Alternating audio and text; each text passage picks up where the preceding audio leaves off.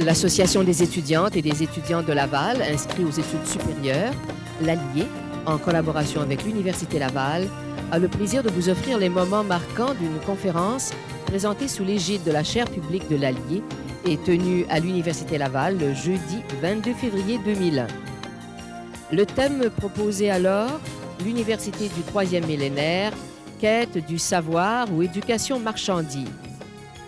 Tandis que des spécialistes parlent d'une économie du savoir en pleine expansion et avec elle d'une souhaitable voire nécessaire adéquation entre les institutions d'enseignement supérieur et les besoins de cette économie, certains élèvent la voix pour questionner le sort réservé aux universités par rapport à leur mandat initial d'éducation. La connaissance qui en émerge est-elle en passe de devenir une marchandise comme les autres, qu'on peut s'approprier par le biais des cerveaux qui la produisent? S'agit-il encore d'un savoir lorsque les données mises à jour par les chercheurs doivent sitôt trouver une application pratique plus ou moins immédiate au plan social ou économique? L'université participerait-elle de ce mouvement que certains auteurs n'ont pas hésité à qualifier de mondialisation de l'ignorance? Est-ce que l'université doit s'adapter continuellement aux besoins de l'économie et aux impératifs du marché du travail ou poursuivre un idéal de développement du savoir et de la réflexion critique? Pour aborder cette question, nous recevons Mme Ende Fall, représentante de l'UNESCO au Canada, Mme Céline Saint-Pierre, l'actuelle présidente du Conseil supérieur de l'éducation du gouvernement du Québec, et M. Raymond Lemieux, sociologue et historien à la Faculté de théologie et des sciences religieuses à l'Université Laval.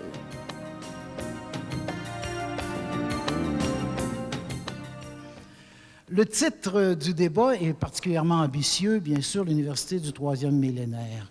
Ambitieux non seulement par l'envergure de son expansion chronologique, mais aussi par les concepts qu'il soulève, n'est-ce pas? La notion même de savoir, et par conséquent de quête, dans l'expression quête du savoir. La notion d'éducation, qui est centrale, par rapport à celle, je dirais, d'apprentissage. Parce qu'au fond, c'est plutôt de ça qu'il sera question, dans l'accumulation des savoirs, dans la capitalisation des savoirs, qu'induit le concept de marchandise, savoir-marchandise. Bon. Cette capitalisation a-t-elle encore quelque chose à voir avec l'acte éducatif? Voilà ma question, au fond. Ce sont là des problèmes et des questions, je dirais, philosophiques d'importance capitale pour le monde d'aujourd'hui, qui sont loin de trouver des solutions parce qu'ils sont loin, je pense, de recevoir encore l'appareil, l'outillage conceptuel précis, affiné, qui permettrait simplement de les poser d'une façon un peu plus adéquate, simplement de les penser. Mais ce sont des questions qui fondent, s'il fallait encore la fonder, l'importance de la réflexion philosophique. Et j'entends par là de toute réflexion qui n'est pas axée sur l'utilité immédiate, sur la satisfaction directe de supposés besoins que génère le marché, qui n'est pas axée sur les performances évaluées au millimètre, sur l'obsession de la réussite calculable, qu'elle vienne, cette réflexion, des départements de philosophie, de littérature, de sciences humaines ou même de théologie. Je vais tenter de m'attaquer, si vous voulez bien, directement à cette aporie qui m'apparaît marquer profondément la conjoncture de l'éducation, non seulement des systèmes d'éducation, mais de l'acte éducatif en ultramodernité. C'est-à-dire d'une modernité qui radicalise sa logique de rationalité technicienne, d'une modernité qui triomphe et qui s'épuise à force de triompher. Parce que précisément à force de triompher, elle rencontre des problèmes chaque fois nouveaux pour lesquels elle n'a pas nécessairement les outils. Elle rencontre et elle génère, à la mesure même de ses avancées technologiques, qui sont remarquables. Elles génèrent d'immenses plages d'incertitude. Prenons ce qui se passe dans le milieu hospitalier, par exemple, si on veut délaisser le champ de l'éducation. D'immenses plages d'incertitude quant au sens de l'utilisation de ces technologies. de nombreux échecs, des échecs de plus en plus récurrents par rapport à ses propres objectifs. Quand je lis dans Le Devoir de vendredi dernier, que j'ai réussi à lire dans l'autobus entre Québec et Montréal avant-hier, que la mésadaptation aux primaires a triplé dans les dernières années, ben voilà précisément un signe, n'est-ce pas, d'un système qui n'arrive plus à poursuivre ses objectifs et à les assurer. Donc, il est en pleine fragilité quant aux places qu'elle donne au sujet, quant à la subjectivité. Une subjectivité, comme l'écrit Danny Robert Dufour dans Le Monde diplomatique de ce mois-ci, qui ne peut se résoudre que dans une double illusion. L'illusion de la toute-puissance, pour ceux qui réussissent, l'impression, parce que ce n'est pas une illusion cette fois-là, l'impression de la toute-impuissance pour ceux qui échouent, c'est-à-dire qui n'arrivent pas véritablement à s'adapter et à fonctionner selon les injonctions du système. Bon.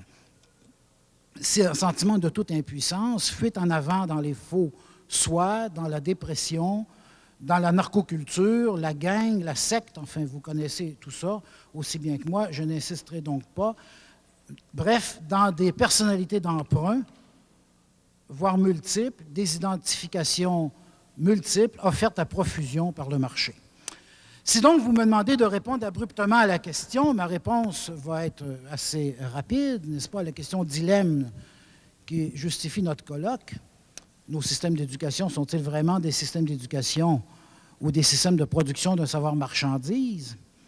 Quitte à écraser les subjectivités pour y parvenir, je vous répondrai sans hésiter qu'ils produisent massivement des savoirs-marchandises, c'est-à-dire des savoirs qui n'ont de valeur, c'est la notion même de marchandise, que par leur opération présumée dans le marché, c'est-à-dire en fonction de leur performance dans les jeux de concurrence, jeux qui sont en réalité des guerres, par lesquels chacun fait sa place dans la lutte sociale. Les savoirs, comme les mots, sont des armes. Des armes dans une lutte sociale. Pas besoin d'être marxiste pour l'admettre.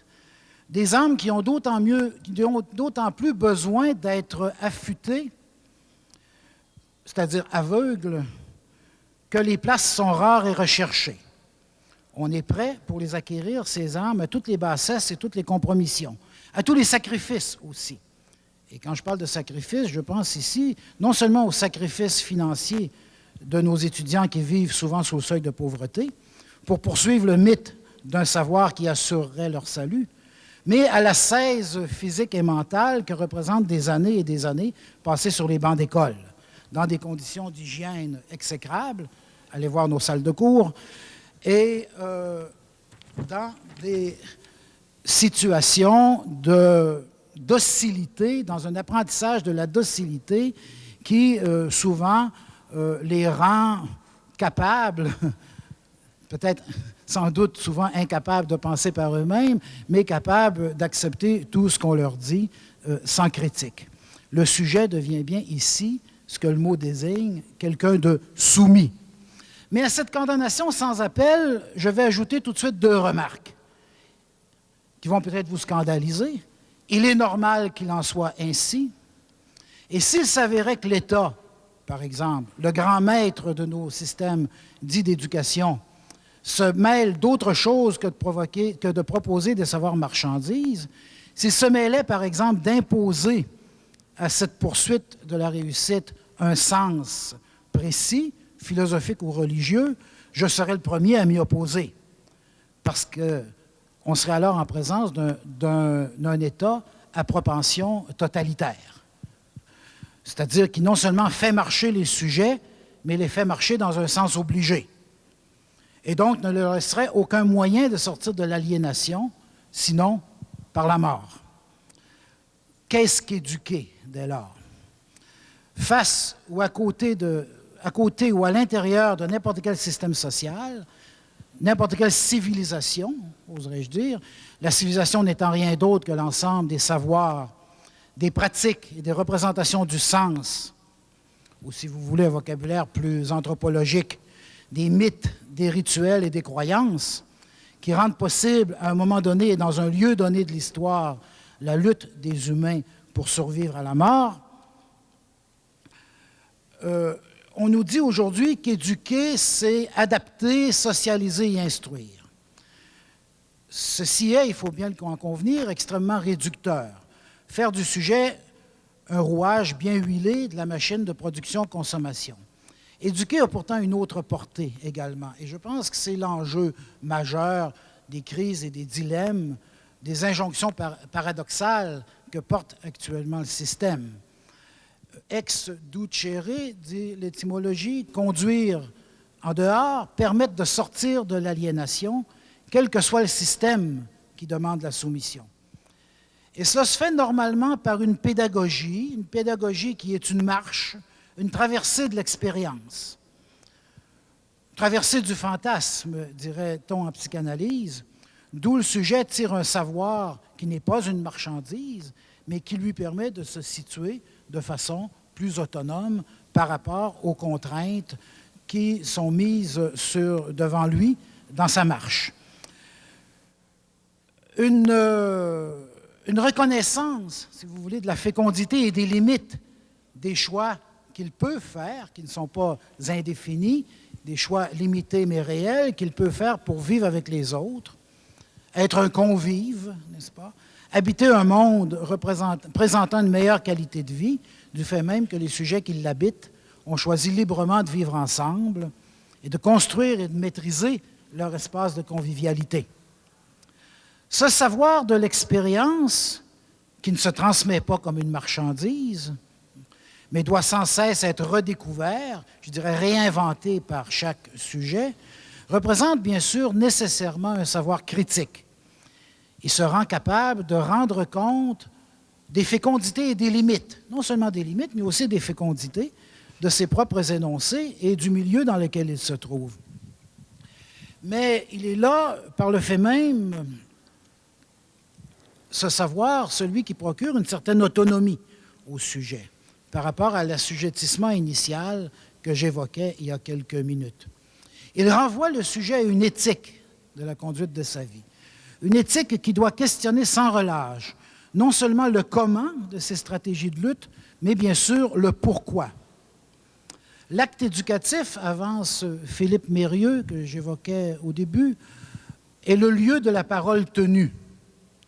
Il est tout le contraire de ce que stigmatisait déjà Michel de Certeau en 1970, c'est-à-dire une forme de contrôle de la promotion sociale et de la créativité au profit des classes dominantes qui manœuvrent les leviers de la promotion sociale par le capital symbolique, qui protègent et garantissent leur propre position. Aujourd'hui, en ultramodernité, les régulations sociales de nos sociétés, les régulations dominantes, dis-je, de nos sociétés, ne sont plus fondées sur des croyances, des mythes ou des doctrines religieuses, même plus sur des idéologies au sens marxiste du terme, c'est-à-dire des ensembles de représentations qui feraient l'unanimité au sein d'une classe sociale. Au contraire, on célèbre partout, vous le savez sans doute, et dans les milieux intellectuels organiques plus qu'ailleurs, on célèbre partout la fin des idéologies, l'effondrement des religions, la libération par rapport aux mythes, quand ce n'est pas la fin de l'histoire tout court.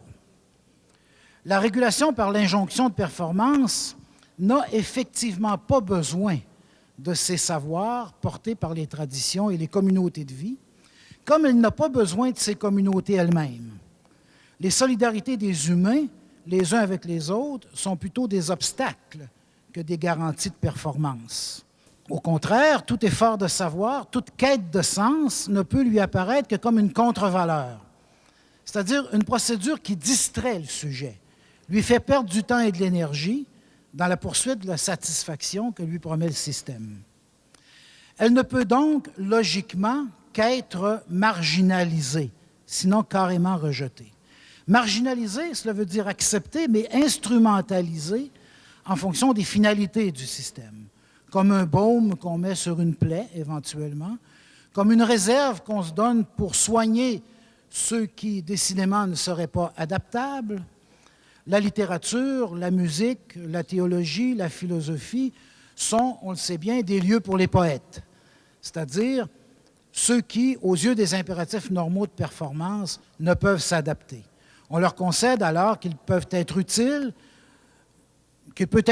d'en favoriser les lubies, Surtout quand on peut inscrire ces lubies dans un système de performance alternatif, un show business qui peut rapporter, on le sait, lui aussi, beaucoup d'argent. Cet entraînement n'a rien d'infamant. Il exige même beaucoup de rigueur, il exige beaucoup de qualité. Et je disais un peu plus tôt qu'il ne pouvait en être autrement, parce qu'on comprend facilement qu'une société qui fonde les rapports sociaux sur la performance, et ce n'est pas seulement l'université qui en est ainsi, mais tout ce qui entre dans les régulations de marché, on comprend facilement, n'est-ce pas, cet impératif d'entraînement. Merci, ça va aller. Des parents qui ne désireraient pas que leur enfant réussisse seraient des parents dénaturés, bien évidemment. C'est à peu près inconcevable. Un gouvernement qui ne mettrait pas en place tous les outils pour assurer la performance des citoyens serait aussi un gouvernement dénaturé. Et je pense qu'il faudrait le lui reprocher. Mais dès lors, comment penser, où inscrire l'acte éducatif dans tout ça? Que l'université devienne une école technique, que les systèmes d'éducation soient peu à peu, dis-je, pris en charge par le monde industriel lui-même. Bien sûr, je le déplore à cause des pertes et à cause des coûts en termes de détresse émotionnelle, des coûts en termes de santé mentale que cela suppose, mais je ne m'en scandalise pas. Ma question est autre. Comment désormais rendre possible les conditions d'un acte éducatif? Et si c'est une question pour le 3e millénaire, c'est aussi une question pour les 10 ou 15 prochaines années, bien sûr. C'est une question actuelle. Nous avons peu de réponses actuellement, peu d'initiatives, peu de créativité réelle, même si cette créativité, bien sûr, existe. Il faut faire un effort pour aller la chercher. J'esquisserai en terminant, en 30 secondes, 2 positions qui sont pour moi des positions éthiques face à cette question. La première, c'est la position de la résistance. Je pense qu'il est important et fondamental de résister et de continuer de travailler à tout prix à inscrire et à réinscrire l'acte éducatif, fût-ce par des guérillas qui ne sont pas politiquement corrects, mais réinscrire l'acte éducatif dans le système lui-même, et ça se fait. Ça se fait même à l'université, ça se fait surtout au secondaire, mais il y a quand même des éducateurs qui prennent des risques, ça existe. Ce serait ma première position. Et la deuxième, beaucoup plus compliquée, bien sûr, consiste à travailler à penser des lieux alternatifs désormais. C'est-à-dire des lieux qui, dans certains cas, existent déjà, je pense au sport, je pense aux arts, qui existent déjà comme lieu d'éducation, c'est-à-dire qui donnent la possibilité à des jeunes et à des moins jeunes de s'approprier leurs conditions sociales d'existence en réfléchissant, en exprimant leur malaise dans cette société et en tentant de le faire partager, le malaise, à d'autres.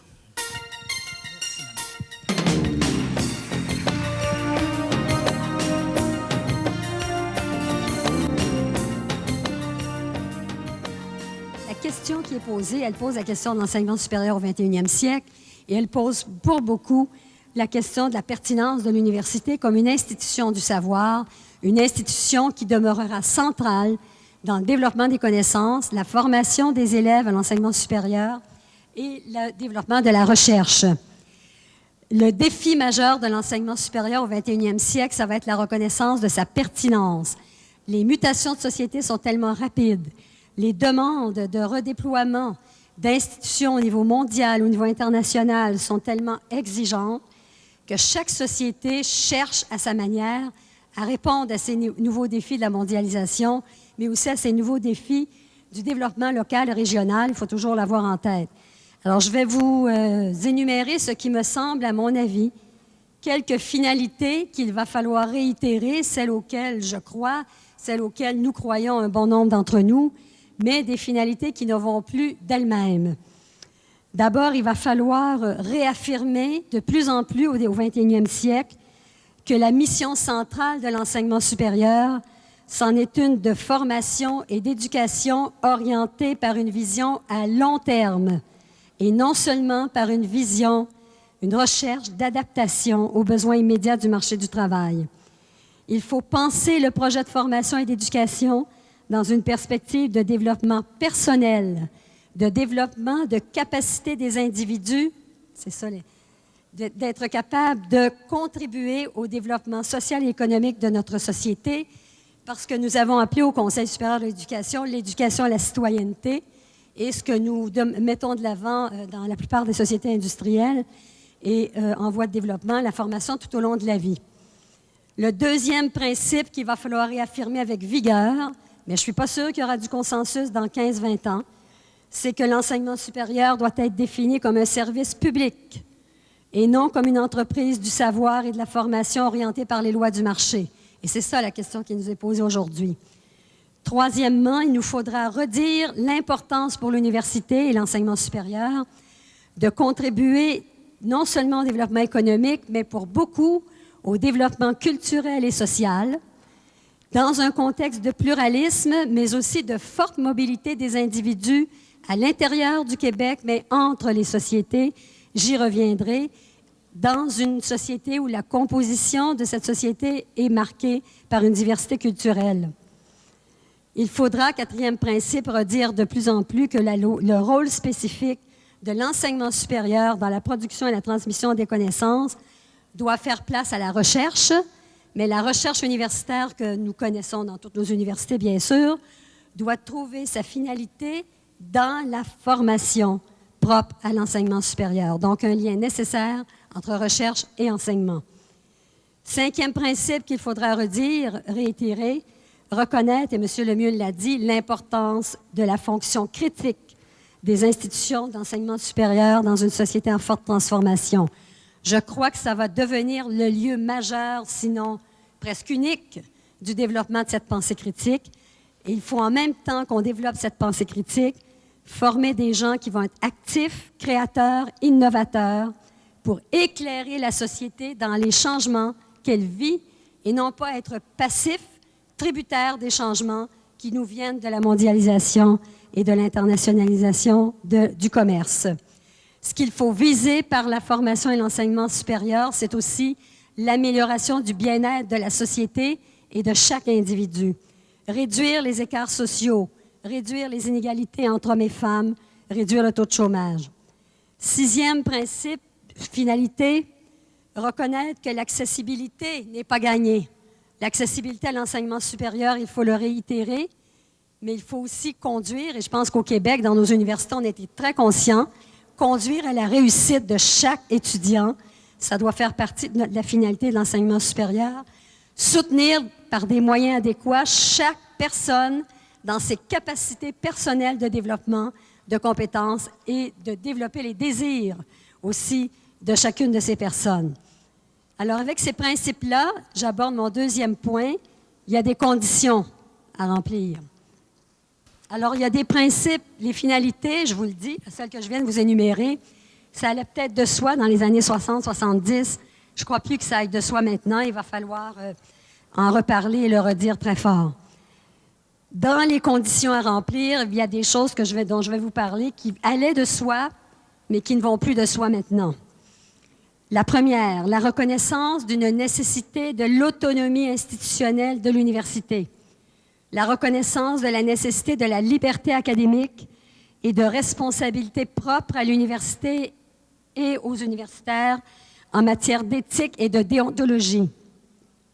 En contrepartie de cette autonomie, il faut répondre à la demande de reddition de comptes. J'aime pas le mot, disons qu'on va appeler ça l'imputabilité. Il faut répondre devant la société à des obligations d'imputabilité.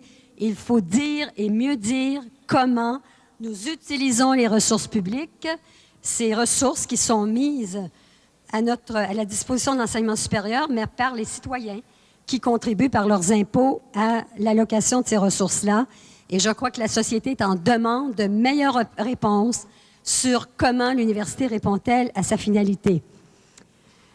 Deuxième condition à réunir, s'assurer de faire des liens entre les objectifs de chacun des programmes dans une université, chacun des programmes, avec la finalité de la formation d'enseignement supérieur, mais aussi avec les objectifs de développement social et économique de notre société.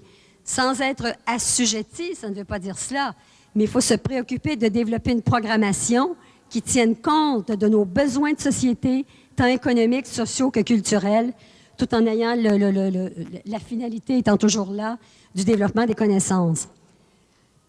Dans ces conditions à réunir, il faudra redire l'importance de la prépondérance du financement public dans les budgets des établissements. Et je crois que dans le moment, quand on négocie les contrats de performance, c'est une demande qui est faite aux universités de rendre des comptes sur des objectifs à réunir, mais maintenant, on en fait une condition de l'allocation des ressources et ça pose de nouvelles conditions, je crois, au développement de la connaissance et au développement des institutions d'enseignement supérieur.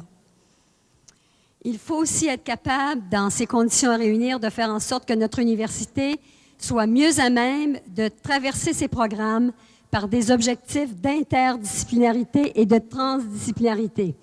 Ça, c'est un objectif majeur parce que les grands problèmes sociaux de société auxquels nous faisons face sont des problèmes qui font appel à plusieurs disciplines, qui appellent à travailler ensemble et à passer la barrière entre les sciences humaines et les sciences naturelles, entre les arts et les sciences. C'est un nouvel espace qu'il faut redéployer de la connaissance et ça s'appelle la transdisciplinarité. Il faut faire aussi être beaucoup plus rapide dans la transformation de nos programmes. Quand la citation que je vous ai donnée tout à l'heure de M. Jones, c'est qu'ils disent que oui, on est dans un grand développement d'un marché de la connaissance, mais les acteurs de la connaissance ne sont peut-être pas nécessairement au rendez-vous lorsqu'il s'agit de former des individus. Qu'est-ce qu'on répond à cette interrogation-là? Pour répondre à cette interrogation-là, il y a un des enjeux que les universités sont appelées à faire face, et les individus aussi, parce qu'ils sont en demande de reconnaissance d'acquis. Il faut reconnaître les reconnaissances, il faut reconnaître les acquis expérientiels des individus qui sont des lieux de connaissance et qui sont des lieux d'appropriation d'expérience. Et le Québec n'est pas très avancé, de la même manière que beaucoup de sociétés, par une capacité d'évaluer les apprentissages qui sont faits dans des lieux différents, dans des pays différents et qui peuvent accroître la mobilité interne et internationale des étudiants, de la même manière qu'on fait de mieux en mieux les liens entre l'expérience de vie et l'expérience de connaissance. Sixième condition à réunir, l'important développement des nouvelles technologies de l'information et de la communication. Je n'ai pas le temps de le développer, mais nous avons dit au Conseil qu'il est extrêmement important de réaffirmer qu'en aucun cas, les technologies de l'information et de la communication doivent se substituer à la relation professeur-élève. Septième condition à réunir, voir autrement la coopération internationale à l'université. Je vais y revenir si j'ai le temps, parce que je vois qu'il y a ici des gens dans la salle qui viennent de différents pays. La coopération internationale doit être beaucoup plus présente dans les activités universitaires et elle doit répondre à l'accroissement de l'interdépendance des sociétés et des migrations de population. Il nous faut encourager la mobilité internationale des étudiants parce que ce n'est pas, il ne faut pas le voir comme un marché de l'éducation, mais il faut le voir comme un grand espace de connaissance et d'enrichissement mutuel par des apports multiples venant d'universitaires de différents pays. Et ici, je fais appel à la reconnaissance des diplômes, à la reconnaissance des acquis, comme je vous le disais, et je vous dis que la communauté européenne avance à grands pas dans le sens de la mobilité des étudiants et dans le sens d'un enrichissement interculturel dans la formation des étudiants. Conditions à réunir dans cette question qui nous est posée pour contrer l'éducation marchandise.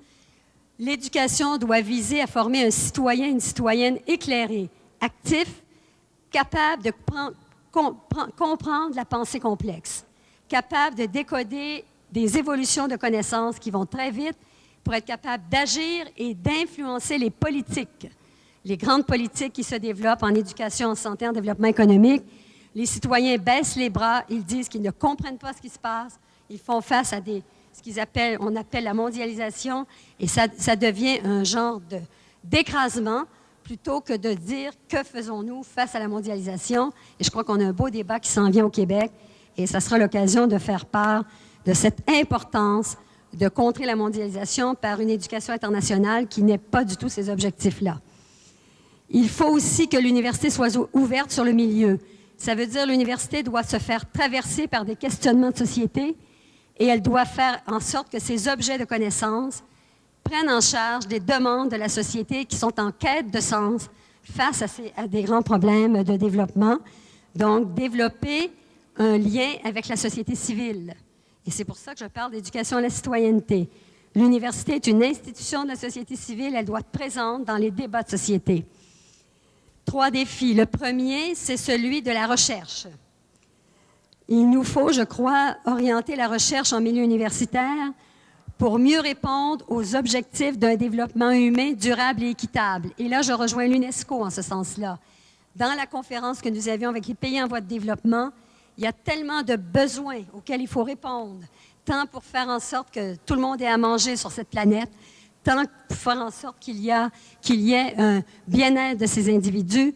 Il faut que la recherche qui se développe dans les universités prenne acte de ces besoins des sociétés globales et de ces besoins d'un développement humain qui soit durable et équitable. Si le développement des liens entre universités et entreprises peut être souhaitable, il faut baliser ces liens, ces rapports-là, par la définition de priorités au sein de nos institutions. Qu'est-ce qui est prioritaire? Ce qui est prioritaire, ça oblige à une réflexion sur les grands besoins de société, sur les objectifs globaux de développement de notre communauté, tant au plan local, régional qu'international.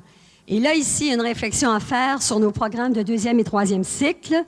Il faut absolument que nos programmes de 2e et 3e cycle, qui sont extrêmement importants, misent sur le développement de connaissances fondamentales, de connaissances de pointe, mais en même temps de formation de chercheurs qui soient capables de prendre acte des demandes qui nous viennent de cette société pour un développement équitable et durable.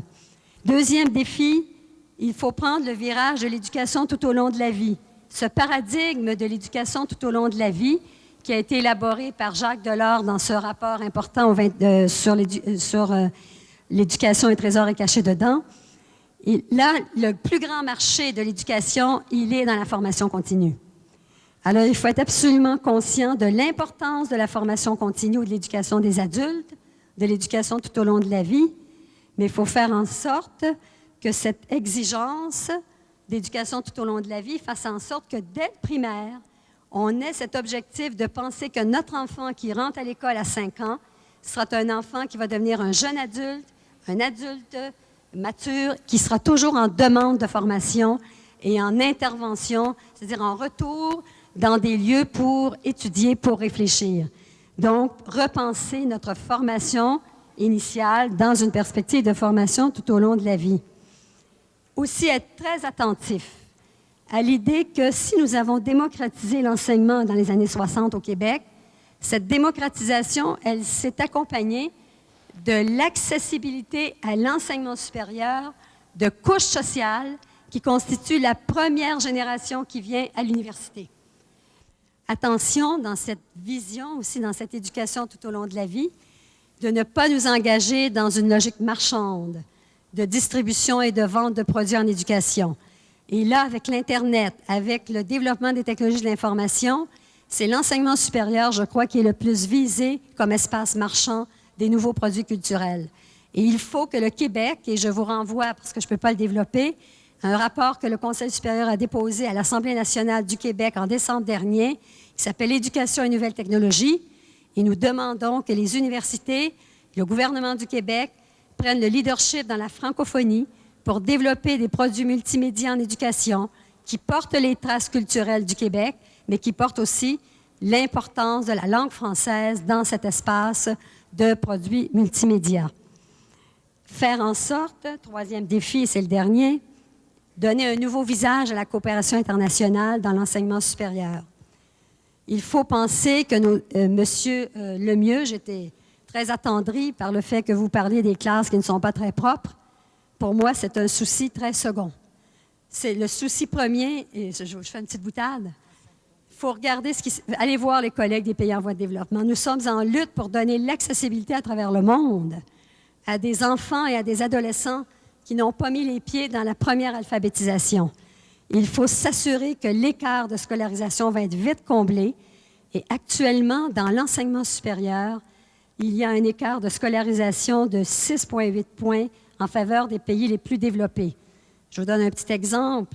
En Afrique, dans le moment, il y a une expansion majeure de l'inscription à l'enseignement supérieur, mais par rapport à la population, c'est un pourcentage infime d'inscrits qui se trouvent à l'enseignement supérieur, alors qu'en Amérique du Nord, il y a une croissance infime de nouveaux étudiants, mais une proportion assez importante, que l'on veut encore plus grande, d'inscrits dans l'enseignement supérieur. Mais vous savez que plus un pays est pauvre, plus ça coûte cher à ce pays pour former un étudiant. Et il faut que notre coopération internationale en enseignement supérieur permette une mobilité des étudiants qui puissent venir ici, comme nous puissions aller dans leur pays, pour faire cet échange interculturel et scientifique dans une rencontre d'enrichissement mutuel. Et notre Québec peut jouer un rôle très, très important dans ce que j'appelle le grand espace du développement de la connaissance et de la formation dans un contexte d'internationalisation et de mondialisation. Il faut éviter l'exode des cerveaux, et je termine là-dessus. On parle de l'exode des cerveaux du Québec vers les États-Unis. Bien, il y a aussi l'exode des cerveaux des pays en voie de développement vers nos pays. Il faut se soutenir mutuellement, parce que le grand enjeu, c'est que si on veut éviter cette marchandisation de l'éducation, il y a encore la place pour agir. Nos institutions d'enseignement supérieur ont encore une autonomie, une capacité d'agir, une capacité de penser. Il y a encore une liberté académique que plusieurs pays revendiquent. Il faut s'en servir et il faut aller de l'avant pour développer ces nouveaux enjeux de l'internationalisation de la connaissance dans un objectif d'enrichissement mutuel des individus et de développement équitable et durable de nos sociétés. Je vous remercie.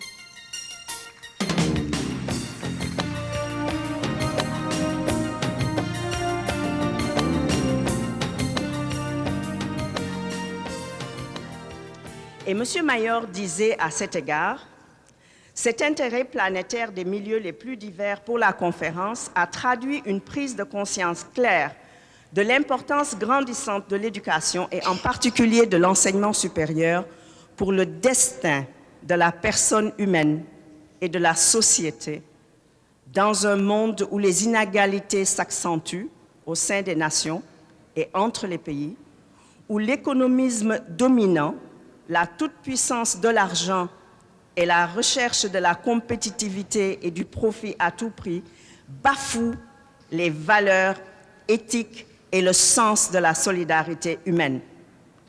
Tous les systèmes éducatifs et l'enseignement supérieur en particulier se trouvent directement interpellés. Alors pour jouer ce rôle primordial qui lui incombe, l'enseignement supérieur se doit de revisiter ses missions premières en vue de les adapter à la réalité de ce nouveau siècle qui nous propulse dans la société du savoir, comme on aime à le dire. De l'ère du matérialisme à l'ère du virtuel, la course a été vertigineuse. Et évidemment, l'homme n'a pas toujours été en mesure de suivre cette course-là et devient parfois obsolète. Donc, au-delà de ces missions classiques, enseignement, formation, recherche, qui demeurent fondamentales, et pour répondre aux exigences de pertinence, de qualité et d'équité, au sein de la société d'aujourd'hui, il est clair que l'accent doit être mis sur l'importance de la mission éducative de l'université, celle qui consiste à favoriser le développement complet de la personne et à former des citoyens responsables, informés, engagés à œuvrer pour un avenir meilleur de la société. Ce produit-là, vous en conviendrez, ne peut être une marchandise, car il n'a pas de prix, mais a comme fondement des valeurs, et souvent nous confondons prix et valeur.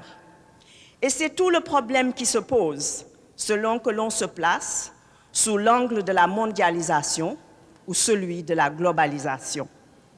Permettez-moi ici de citer M. Seguin, qui écrit « Les mots ont un sens, alors de grâce, Cessons de confondre mondialisation et globalisation. La mondialisation est une réalité objective, matérielle, liée, comme nous l'avons vu, à des évolutions d'ordre technologique, économique et politique. Le concept de globalisation, en revanche, dans la mesure où il implique l'idée d'uniformisation qui ne s'applique pas seulement dans l'ordre économique, mais aussi dans les domaines culturels et politiques, peut être assimilé à une idéologie. Bref, se contenter de parler de globalisation, c'est accepter par avance une série de conséquences de la mondialisation qui ne sont pas forcément inéluctables. Je ferme les guillemets.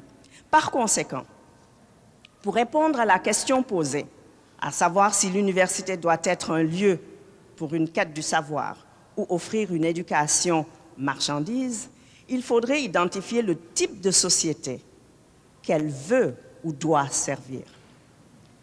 Et j'ajouterai, en reprenant un des participants de la conférence mondiale sur l'enseignement supérieur, ce qui fait le paradoxe de toute la question, l'enseignement supérieur doit savoir s'adapter aux demandes qui lui sont adressées pour former les cadres et non les chômeurs de demain. Pour cela, il faut clairement identifier ces demandes qui, d'une certaine manière, devraient venir du choix de société décidé, dessiné par la population et non par les intérêts du marché. Car comme le disait M. Séguin encore lui, l'entreprise n'est pas patriote, elle n'est pas davantage citoyenne. L'université existe depuis environ 900 ans. Des grandes universités médiévales de Paris, d'Oxford, de Prague ou de Bologne, à celles plus contemporaines de Yale, Harvard aux États-Unis ou encore McGill et Laval ici au Canada, elles se sont modelées au service d'une société ou d'une mission spécifique. Et c'est là où peut-être je ne suis pas d'accord avec M. Lemieux quand il disait qu'il ne serait pas d'accord, mais c'est un fait. Au-delà de leur diversité, la plupart des systèmes d'enseignement supérieur actuels se sont inspirés de grands modèles historiques de référence. Guy Nive de l'Association internationale des universités en distingue 4. Le modèle napoléonien en France, le système allemand élaboré par Humboldt, celui du Royaume-Uni et le modèle américain. Et avant 1990, on aurait pu ajouter le modèle soviétique. Le modèle napoléonien est certainement l'exemple le plus ancien de l'utilisation de l'université par l'État comme outil pour façonner la société à travers un contrôle étroit du financement et de l'administration d'une institution à travers le territoire. Aussi, l'université a été l'instrument de l'affirmation d'une identité nationale française propre. Le modèle a aidé à l'émergence de la bourgeoisie et plus tard à un glissement vers la laïcité et la démocratisation. On va passer d'une éducation pour une élite à une éducation par le mérite. Outre la France, ce modèle a été exporté, non en tant que réplique, mais comme référentiel dans bien des pays dont l'Espagne, l'Argentine et bien entendu les pays francophones, anciennes colonies, pour ne citer que quelques-uns. Le système allemand, quant à lui, ou modèle humboldtien, qui tire son nom du réformateur radical du système universitaire prussien au début du XIXe siècle, William von Humboldt, est souvent considéré comme le précurseur des centres de recherche universitaires modernes. Ce modèle attache une importance primordiale à l'indépendance des universités qui devaient poursuivre leurs travaux à l'abri de toute intervention gouvernementale. Et il revenait à l'État de garantir l'indépendance de l'enseignement et de la recherche, modèle de rigueur et d'autonomie, initiateur des libertés académiques. Le modèle britannique, quant à lui, est souvent cité comme l'illustration remarquable d'un système universitaire qui bénéficie d'une très grande autonomie institutionnelle,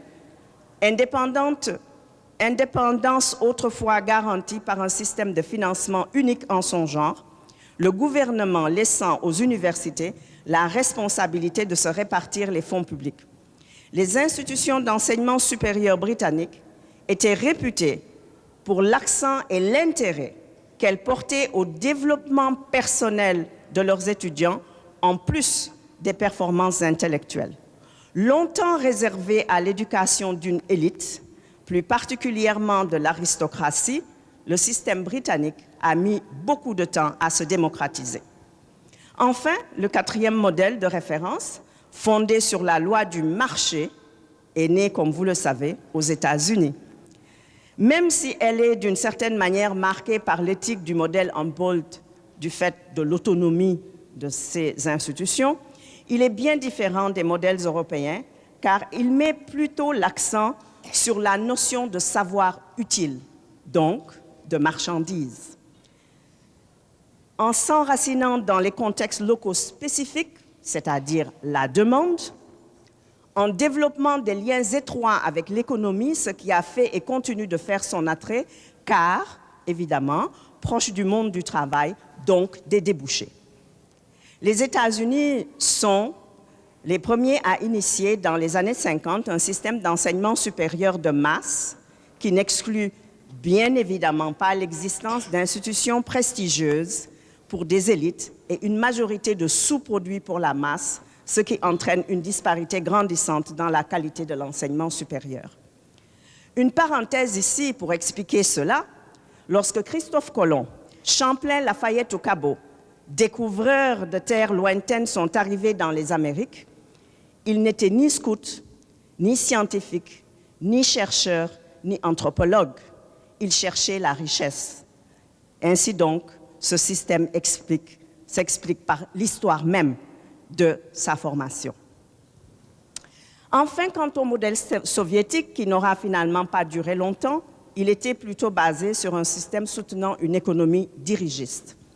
Ces 4 modèles majeurs ont influencé et façonné les universités dans le monde entier, surtout à partir de la deuxième moitié du XXe siècle. Face aux bouleversements que connaît le monde actuel et à la mondialisation, beaucoup d'institutions d'enseignement supérieur et de recherche se construisent, se développent ou se transforment à l'aune du modèle américain. C'est ainsi que certaines universités américaines donnent des brevets à leurs clones qui s'installent en France ou ailleurs. Bien entendu, aucun système n'est totalement ceci ou totalement cela, mais plutôt un amalgame avec différents dosages de ces modèles. En organisant la Conférence mondiale sur l'enseignement supérieur au XXIe siècle, l'UNESCO a voulu sensibiliser ses États membres à voir l'université non pas comme une charge pour le budget de l'État, mais plutôt comme un investissement national à long terme. L'organisation insiste sur cette responsabilité de l'État, car elle estime que la compétitivité économique, le développement culturel et la cohésion sociale en tireront aussi profit.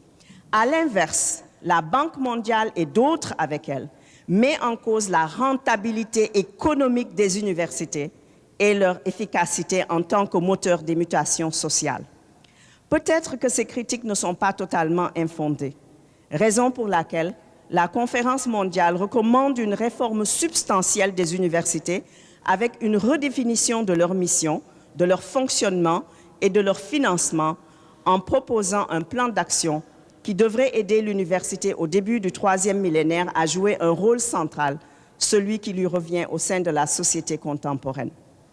À la lumière de ce qui précède, si nous nous replaçons dans le contexte d'ici, aujourd'hui, au Canada, au Québec, je poserai la question suivante. Quelle université se veut le Québec? Pour y répondre, il faudrait que tous ensemble, enseignants, décideurs, politiciens, chercheurs, artistes, juristes, étudiants, sociétés civiles et entreprises privées, tous ceux et celles, jeunes et moins jeunes, qui composent la société y réfléchissent, tenant compte du fait que la pertinence de l'enseignement supérieur doit être envisagée essentiellement en fonction de son rôle et de sa place dans la société, de sa mission en matière d'éducation, de recherche et des services qui en découlent, ainsi que de ses liens avec le monde du travail, au sens le plus large du terme, de ses rapports avec l'État et les sources de financement public et de ses interactions avec les autres degrés et formes de l'enseignement.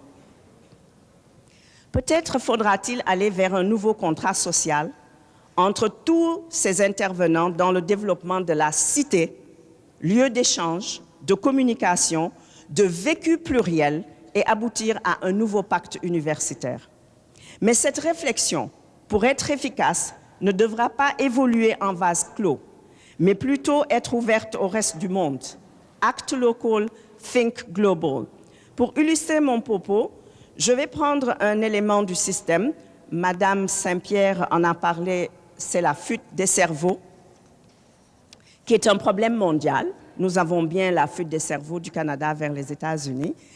Nous savons qu'à l'heure actuelle, le commerce suit les diplômés. Les compagnies chasseurs de tête sont de plus en plus nombreuses. Et en outre, nous savons aussi, même si on ne veut pas penser que la coopération est un marché fructueux, dans le domaine universitaire, c'est une réalité. Pour les pays d'accueil, les étudiants étrangers bien notés représentent les clés des marchés de demain. Car une fois rentrés chez eux, quand ils rentrent, ils auront toutes les chances de devenir des décideurs influents, tant sur le plan politique qu'économique. Mais en attendant cette plus-value, ces mêmes étudiants rapportent beaucoup au pays d'accueil en frais de scolarité et de séjour. Selon les données de l'ONG Éducation internationale, les États-Unis y gagnent 7 milliards de dollars américains par an. L'Australie, 750 millions de dollars, le Royaume-Uni, 1,7 à 2 milliards de dollars, et le Canada, bon, un petit 730 millions de dollars, ce qui fait presque 3 fois le budget de l'UNESCO pour servir la Terre entière. Il y a à l'heure actuelle 1,5 million d'étudiants dans le monde. Et nous savons qu'il y a des pays exportateurs, et la Chine est l'un de ces pays exportateurs, parce que pratiquement 50% de la population étudiante à l'extérieur vient de Chine.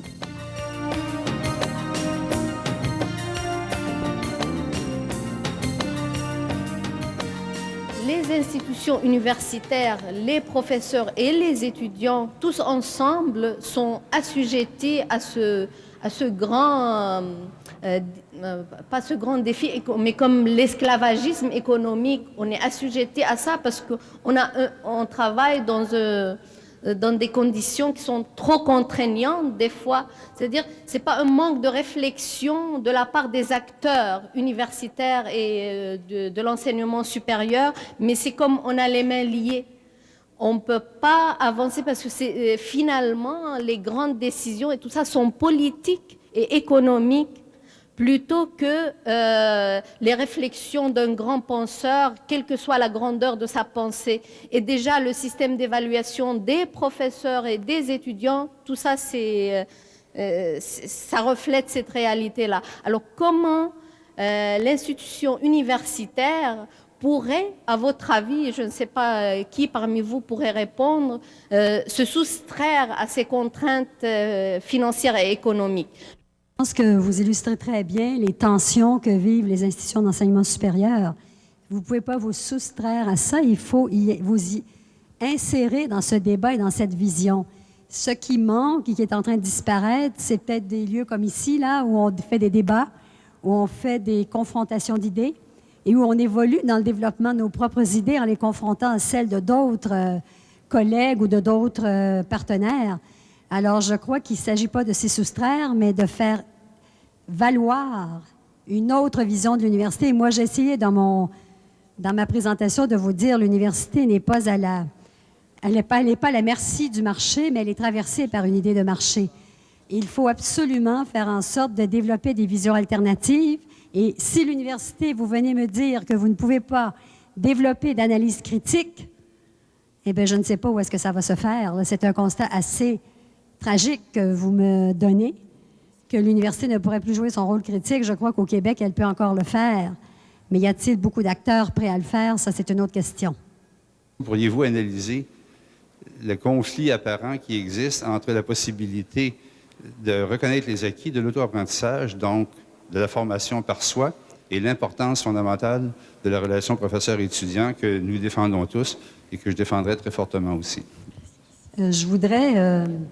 l'auto-formation, je dois dire que nous, on ne l'a pas examiné comme tel quand on a fait un avis au ministre sur la reconnaissance des acquis. Mais je ne comprends pas très bien en quoi c'est opposé. Le fait de reconnaître des acquis d'individus qui ont fait des formations scolaires ailleurs ou qui l'ont fait dans d'autres lieux et le fait que l'on poursuive une formation dans une relation professeur-étudiant. L'autodidactie, c'est autre chose. Et ça, nous ne l'avons pas examiné. Je pense que peut-être quelqu'un d'autre ici pourra en parler. Mais je ne serais pas contre le fait, moi, que quelqu'un qui a entrepris une formation par lui-même puisse faire valider ce qu'il a appris et puisse se le faire reconnaître. Parce qu'un principe de base, c'est de ne jamais recommencer les formations qu'on a faites par ailleurs. Les individus finissent par se fatiguer de se retrouver dans un système où ils revoient constamment ce qu'ils ont déjà fait. L'idée, c'est de les faire progresser. Alors, l'autodidactie, là, il faudra le regarder par ailleurs. Mais la reconnaissance des acquis, c'est de faire en sorte que dans une formation tout au long de la vie, on soit capable, tout individu, de faire reconnaître ce qui a été appris, soit dans les milieux de travail, soit dans les formations scolaires. Et c'est ça le grand enjeu pour nous de la reconnaissance des acquis. Et puis, première remarque sur l'équilibre, éducation, marchandises et connaissances. Moi, je parle plus de tension. Il y a une tension qui peut venir, une opposition à un moment donné. Je n'ai pas eu le temps de développer, mais il se développe beaucoup de formations enseignement supérieur qui se font dans les entreprises et qui sont des programmes de diplomation, de diplômes obtenus par la banque X ou par l'entreprise Y. Et cette entreprise-là donne le diplôme et contourne l'enseignement supérieur. À ce moment-là, cette éducation que on appelle peut-être éducation sous forme de marchandisation, questionne l'université, à mon avis, et la met en tension d'être capable de bien répondre aux demandes de l'entreprise sur son terrain et non pas uniquement sur l'autre terrain. Les conférences de la chaire publique de l'Allier constituent un savoir en partage. C'est l'occasion de favoriser les débats, d'affirmer le sens critique et de promouvoir la vulgarisation des connaissances à l'égard des grandes préoccupations actuelles.